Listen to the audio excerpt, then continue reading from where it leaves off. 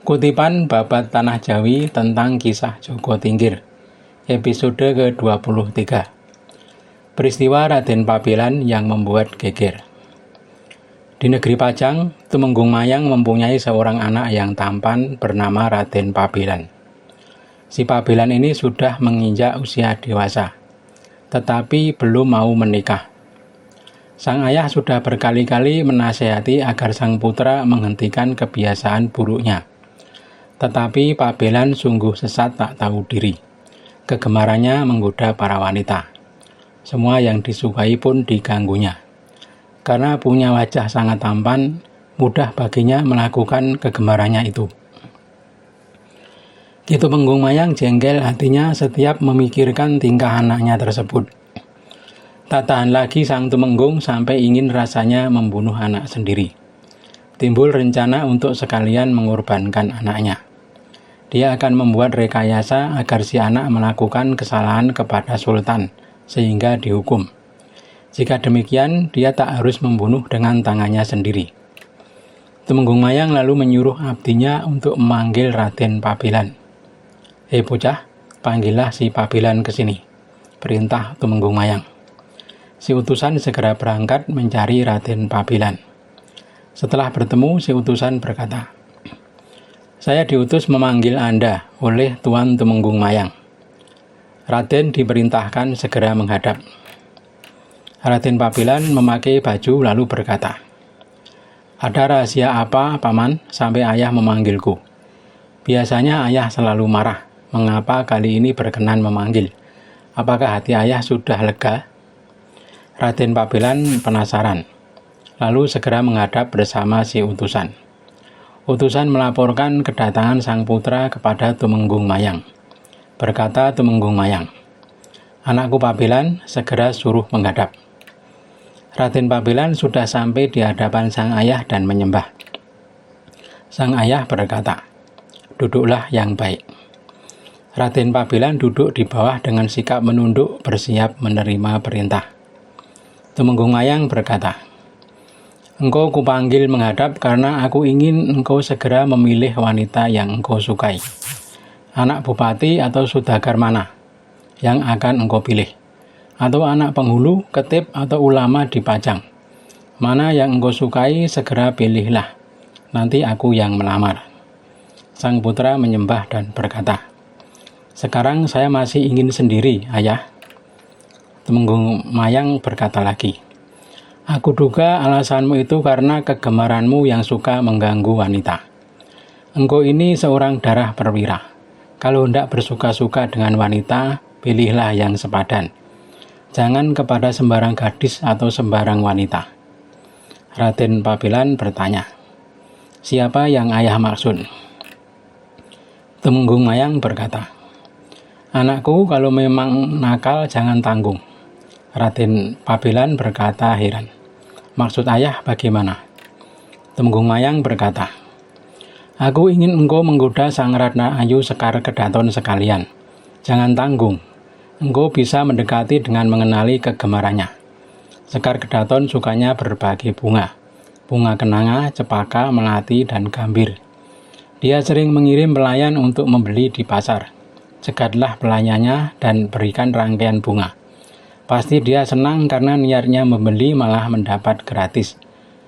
Selipkan surat dalam rangkaian bunga itu. Cepat carilah bunga di pasar, mumpung masih pagi." Raden Pabilan setuju dengan usulan ayahnya. Pabilan segera membeli bunga, lalu dirangkai dan diberi surat di dalamnya. Raden Pabilan lalu menuju Puri dan menghadang pelayan Sekar Kedaton yang sedang keluar. Tak lama seorang pelayan bernama Ni Emban Angsoka keluar dari Puri. Raden Pabilan mencegat si pelayan. Ni Emban kaget melihat seorang tampan mendekatinya. Berkata Raden Pabilan, "Bibi, berhentilah sebentar. Aku mau bertanya, engkau ke pasar siapa yang menyuruh?" Ni Emban berkata, "Saya diutus oleh Raden Ayu Sekar Kedaton untuk membeli bunga." Raden Pabilan berkata, "Bibi tidak usah membeli. Ini aku beri bunga untuk Raden Ayu." Ni Emban Angsoka sangat gembira karena tak perlu jauh-jauh membeli. Niemban berkata, "Hei orang tampan, kalau saya ditanya, siapa namamu?" Raden Pabelan berkata, "Kalau Raden Ayu bertanya, katakan saya anak Tumenggung Mayang. Nama saya Pabelan." Simban sudah sering mendengar berita ketampanan pemuda yang bernama Pabelan. Baru kali ini melihat sendiri. Sungguh memang tampan rupawan. Pabelan segera kembali pulang, dan si Emban Angsoka kembali masuk puri. Sesampai di rumah, Raden Pabelan dipanggil oleh Tumenggung Mayang. Berkata Tumenggung Mayang, "Apa usahamu berhasil, anakku?" Raden Pabelan berkata, "Benar, sudah diterima oleh utusan Raden Ayu Sekar Kedaton." Berkata Tumenggung Mayang, "Kalau surat itu berhasil diterima, pasti segera ada utusan datang. Tidak lain pengasuh yang kau beri bunga tadi. Kalau dia datang, temuilah.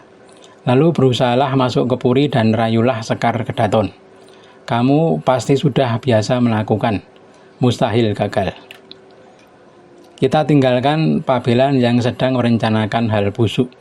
Di dalam puri tinggal Raden Ayu Sekar Kedaton, putri Sultan Pajang yang sangat dimanjakan. Sungguh seorang gadis rupawan yang sedang menginjak usia dewasa.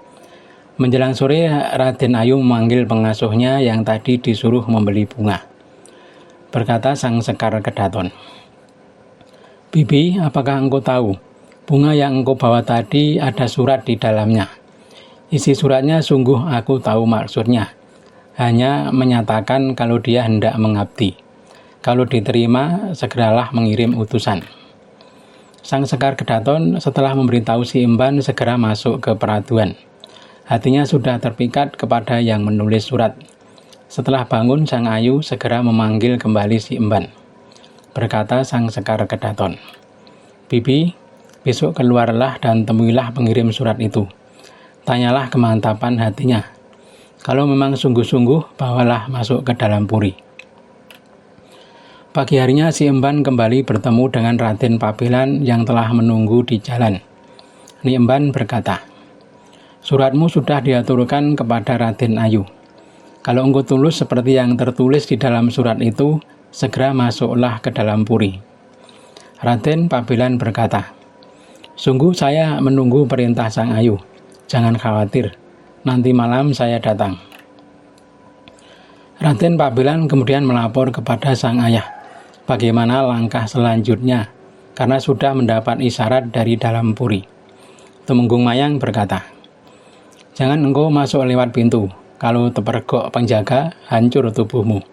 Aku ingin engkau melewati pagar bata. Lebih mudah engkau lewati. Jangan sampai engkau dilihat orang."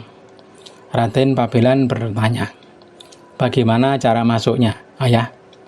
Sang ayah berkata, "Bodoh sekali kau. Seperti bukan keturunan Selo saja. Ayo aku antar.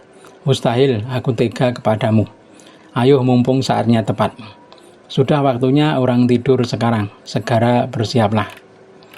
Setelah Raden Pabelan berganti baju, Tumenggung Mayang mengantar putranya mendekati pagar bata. Tumenggung Mayang berkata, "Nah, mantra ini hafalkan. Kalau engkau hendak keluar dari pagar, engkau usap pagar sambil membacanya." Ki Tumenggung Mayang sengaja mengajarkan mantra yang salah, agar Pabelan tidak bisa keluar. Ki Tumenggung segera mengusap pagar. Seketika pagar bata menjadi rendah, rata dengan tanah. Semua berkat kesaktian Tumenggung Mayang. Berkata Tumenggung Mayang, "Nah, segeralah masuk. Besok kalau mau keluar, baca mantra tadi dan usap bata seperti yang kulakukan." Raden Pabelan segera melangkah masuk. Pagar bata kemudian diusap lagi oleh Ki Tumenggung dan kembali seperti sedia kala. Tumenggung Mayang kembali ke rumahnya dengan perasaan lega.